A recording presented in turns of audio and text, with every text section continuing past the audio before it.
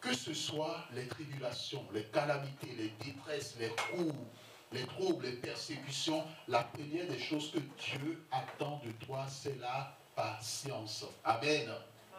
Amen. Amen.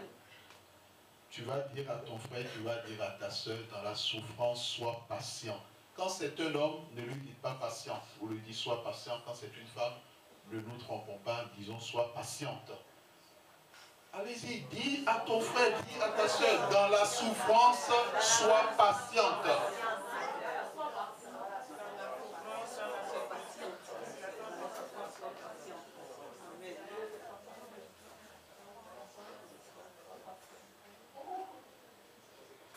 Bien-aimés, ce que nous disons, cela peut sembler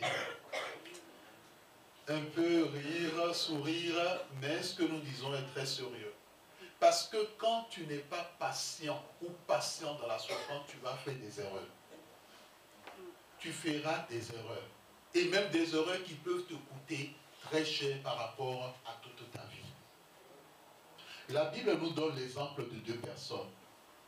La Bible loue la patience de Job. Amen. La parole de Dieu louer comme dans le sens apprécie la patience de Job.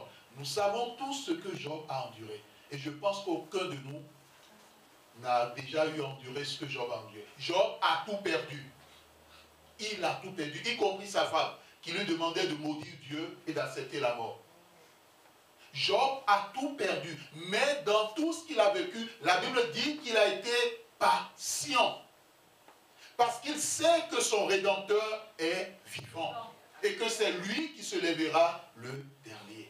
Mon frère, ma soeur, quel que soit ton problème, c'est Dieu qui a la dernière décision. Le plus important, c'est que tu sois patient et que tu continues à prier l'Éternel. La Bible nous donne l'exemple d'une autre personne qui n'a pas été patient. Il s'appelle Ésaü ou bien Ésaü. Le manque de patience d'Ésaü l'a conduit à perdre quoi? À perdre sa bénédiction. Il a perdu sa bénédiction. Ça s'est déroulé en un clin d'œil, en peu de temps. Cela s'est déroulé en peu de temps. Il avait faim. Il avait faim. Et c'est ce que nous disons. Tu peux avoir faim. Il y a certaines personnes, quand ils se réveillent le matin, ils se réveillent avec la faim. Il y a d'autres, j'espère que nous n'en faisons pas partie. Oh, c'est en pleine nuit qu'ils vont vers le frigo pour aller manger. Bien aimé, on ne mange pas en pleine nuit. Il y a la nuit, c'est pour dormir. La Bible dit que Dieu a créé la nuit pour que nous dormons. Le matin, il se réveille avec la faim. Et Dieu leur dit, mon enfant, aujourd'hui tu jeûnes. Ah non, j'ai faim. Ésaü avait faim. Il n'a pas été patient. Et finalement, il a dit à Jacob qu'il est d'accord pour échanger les lentilles avec son droit d'aînesse, avec sa bénédiction. Nous voyons où est-ce que le fait d'aimer manger peut conduire certaines personnes. Bien aimés, nous devons faire attention. Il y a une sœur en Christ. Un jour, Dieu lui a dit, mon enfant, aujourd'hui tu jeûnes. Mais Dieu savait pourquoi. Parce que ce jour-là, elle devait rendre visite à une amie. Mais elle ne savait pas que cette amie était une sorcière. Elle ne savait pas. Elle s'est levée le matin. Dieu lui a dit, mon enfant, aujourd'hui tu jeûnes. Parce que Dieu savait où elle allait. Et Dieu savait ce que cette personne mijotait, préparait contre elle. Dieu dit, mon enfant, aujourd'hui tu jeûnes. Et elle a bien commencé le jeûne le matin.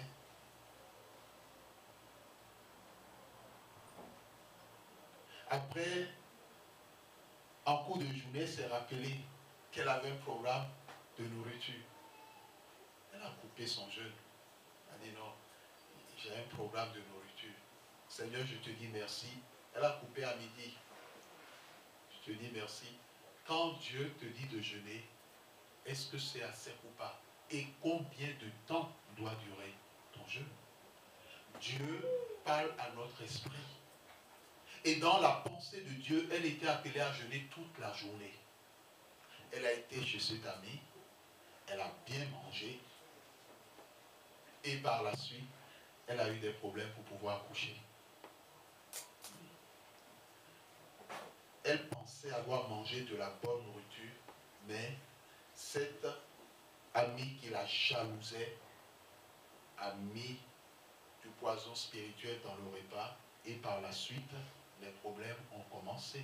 Et par la suite, elle avait aussi des difficultés pour pouvoir accoucher.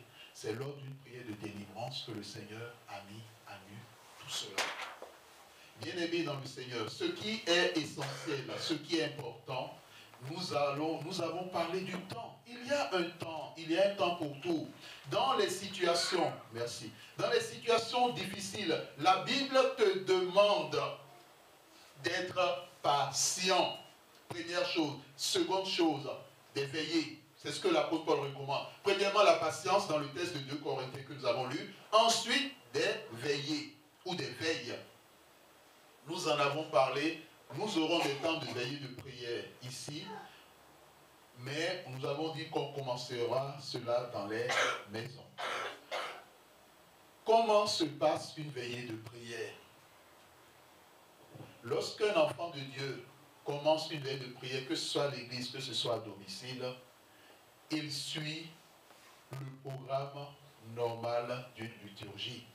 Mais l'élément central, c'est qu'il doit passer plus de temps dans l'adoration.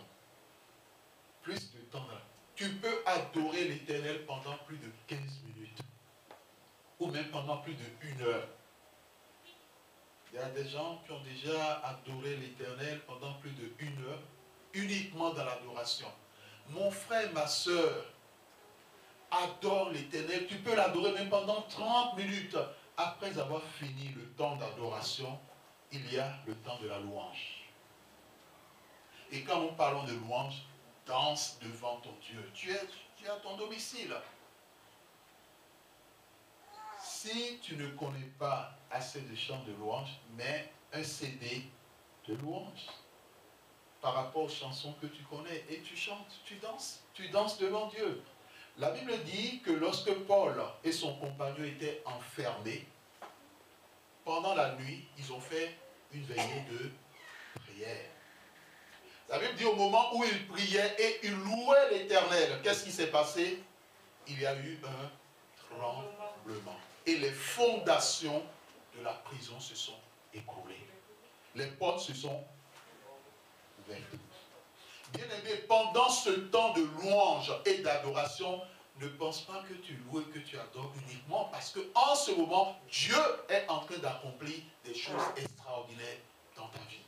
Dieu est en train d'accomplir des choses extraordinaires dans un domaine ou dans un autre de ta vie. Bien-aimé, des temps de veillée, de prière, c'est des moments où Dieu parle beaucoup plus à ses enfants. Parce que c'est un temps de silence.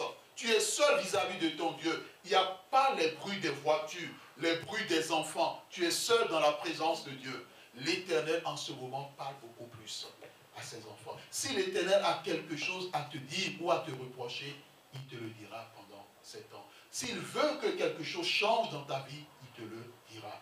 L'adoration, 30 minutes. La louange, 30 minutes. Après, tu feras une prière d'autorité et tu méditeras la parole de Dieu. Parce qu'il y a un temps pour se nourrir de la parole de Dieu. Le mieux serait que tu demandes à Dieu de te donner lui-même le texte biblique qui doit être étudié pendant ton temps de veillée. Et après le temps de la méditation de la parole de Dieu, il y a le temps de prière d'intercession.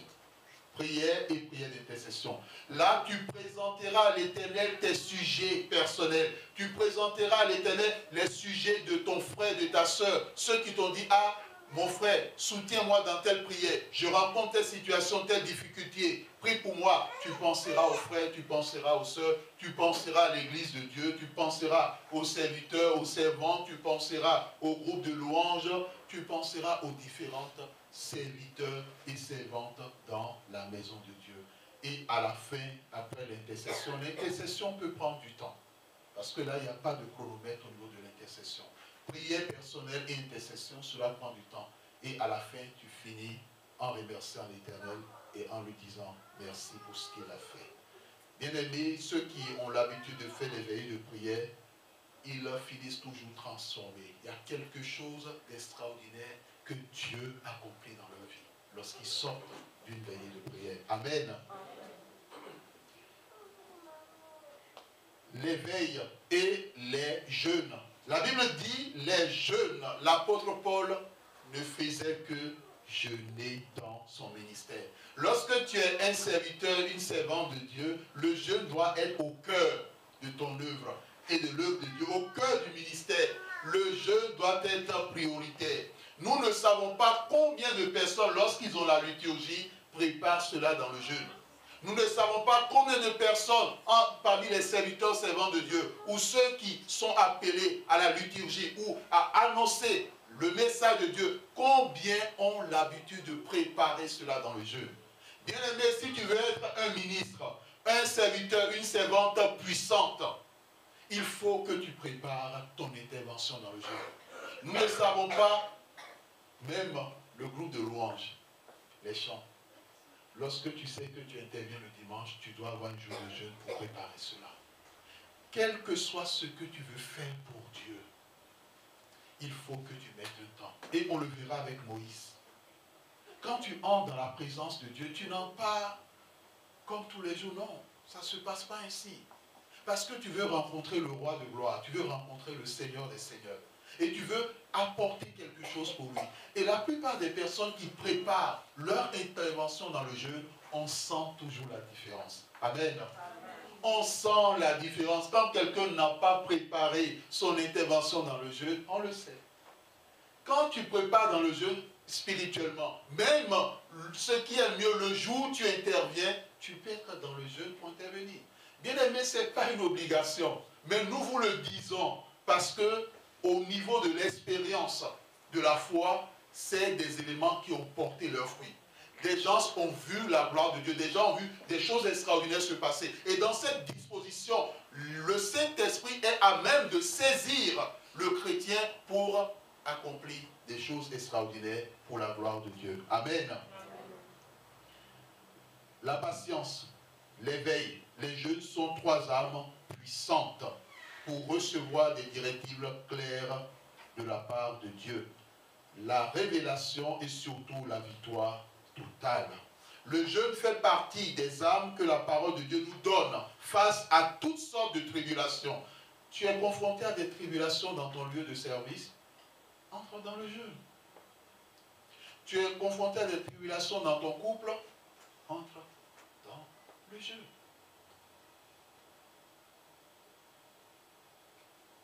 Face aux calamités, tu ne comprends pas. Tu sors d'une maladie, tu entres dans une autre maladie. Tu sors d'un problème, tu entres dans un autre problème. Entre dans le jeûne. Tu es confronté à la détresse. Tu es angoissé, tu ne sais pas ce qui va se passer. Entre dans le jeûne. Tu es attaqué, agressé, persécuté. Entre dans le jeûne. Tu es malade. Mais le problème dans le jeûne et la prière. Tu es en prison, entre dans le jeûne.